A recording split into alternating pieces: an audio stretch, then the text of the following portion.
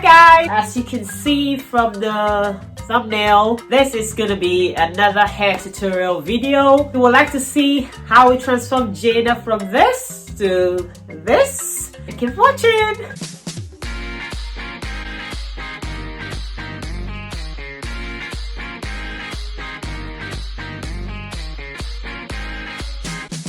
As I said, we're braiding Jada's hair today. It's another holiday season and we like to do lovely braids because they're easy to maintain during the holiday, box braids preferably. And today we're making a green hair. Jada chose this very bright green color. Well, no surprise, an apple doesn't fall too far from the tree. I love colors and apparently she does too. So I'm going to do like a medium-sized braid because she's going to have it for like a month. So I'm using these attachments, and it's called Expressions and Ultra Braid Green, okay? Can't go any greener than that. I'll try and do box braids and I wanted to do the rectangle shaped patterns. First thing first, her hair is been relaxed so it's nice and straight. I'm going to make it like pencil tips. So first of all, I need to cut and feather the extensions. That's the length of the whole thing. Remember, it's folded into two. The length is actually double that, so it's about 2 meters. This is a hard bit for me, is trying to figure out the length. Okay, she wants it long, so I think I'm just going to do it, cut it into 2. Because if I cut it into 3, it would be more like bra length, and Jada wants it almost like bum length, okay? So you can see the difference. This is the part that I cut, that I haven't feathered, and this is the part that I've feathered. The way you braid to the tips, if you're making like pencil tips braid, if you don't feather it, it's going to unravel because the edges are too blunt like that. But when it's like this and you make it to the tips, it doesn't unravel. It stays nice and secure. Okay, so that's why we do that. So I'll finish doing this, then I'll apply some cream to the expressions just so that it's easy when I'm braiding and it's not feeling too rough on my hand or giving me a frictiony feel. Then I'll brush it up before I start braiding.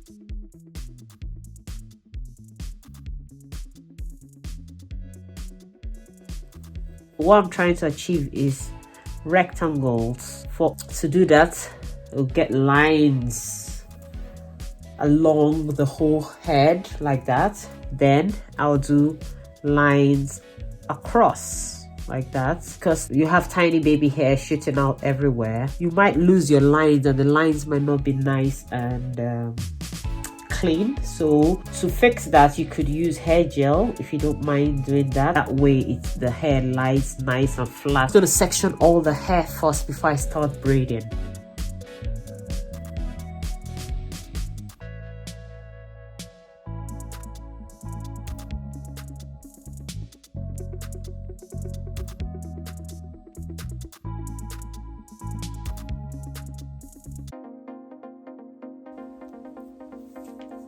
For the ones where her hair is full, I make the extension a bit lighter, but for the front where her hair is a bit scanty, I make the extension slightly thicker. I divide it into 2, then I divide the hair into 3. Okay,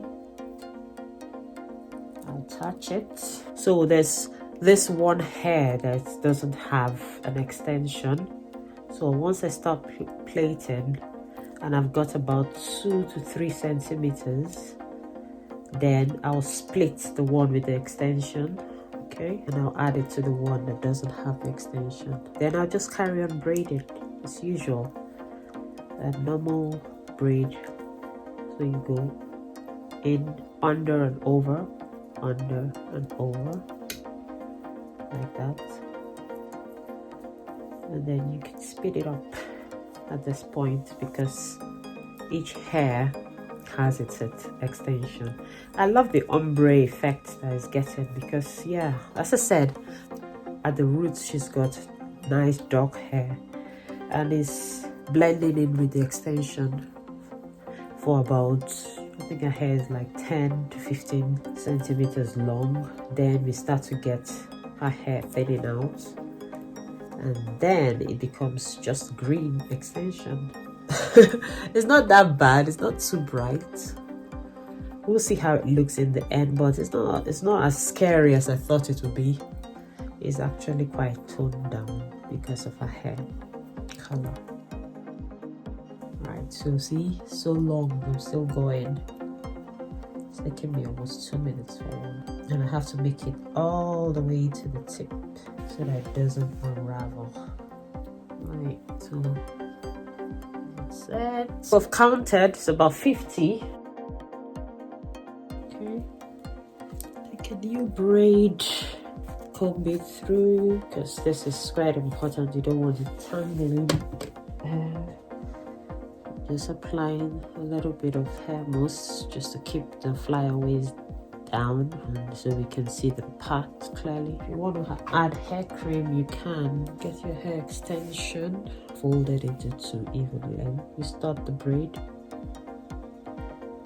divide it into 3, do like you want to start braiding, and you just do 1 time. Then you bring in the hair extension like you would normally, okay?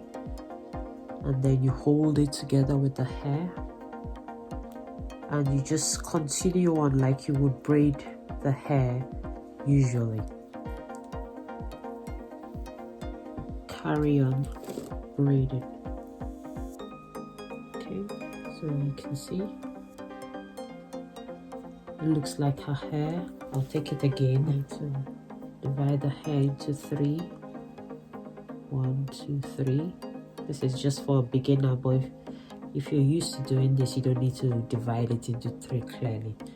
And then you do like you're starting to braid. You go 1.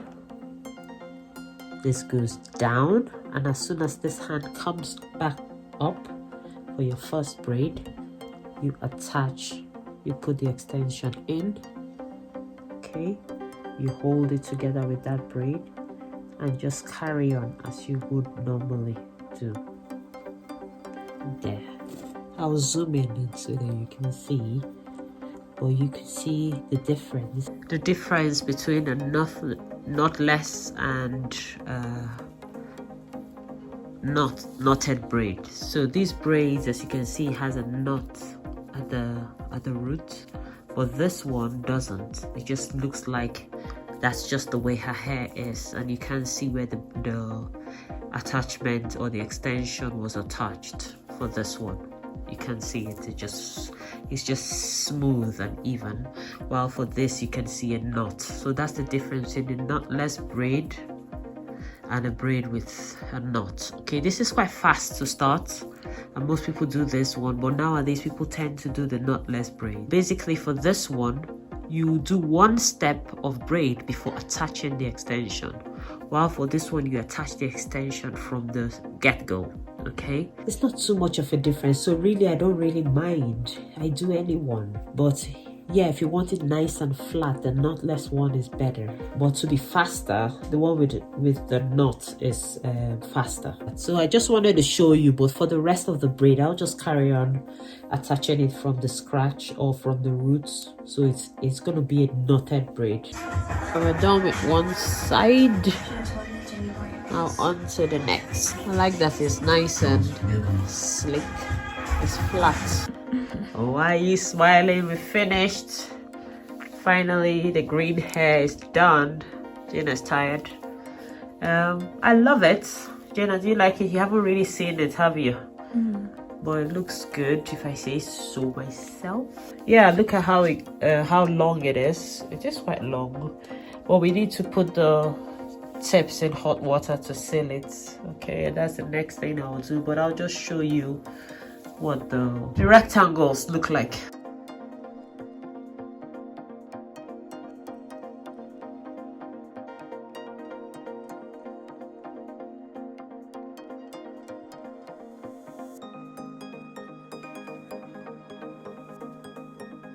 Hot water in the bowl, and then the hair goes right in while the hot water is still very hot. We dip as much of the hair in as possible because we want it to be flexible, but being careful also not to let the hot water touch her, and then we'll go right down to get it back straight. You don't want it, she doesn't want it curly, so you need to try it. It's quite hot, so you have to be careful. Later I'll trim all this excess, but for the rest of this bit, you can, to make it flexible, you can just dip the towel in hot water while it's still hot. Squeeze it a little bit, then you dab it on the hair.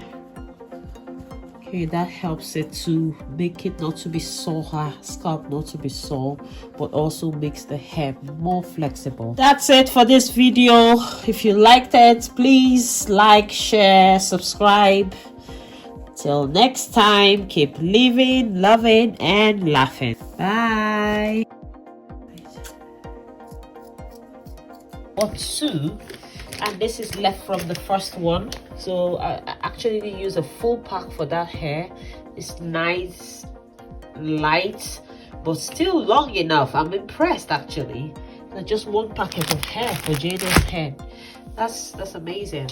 Cost about £3.99.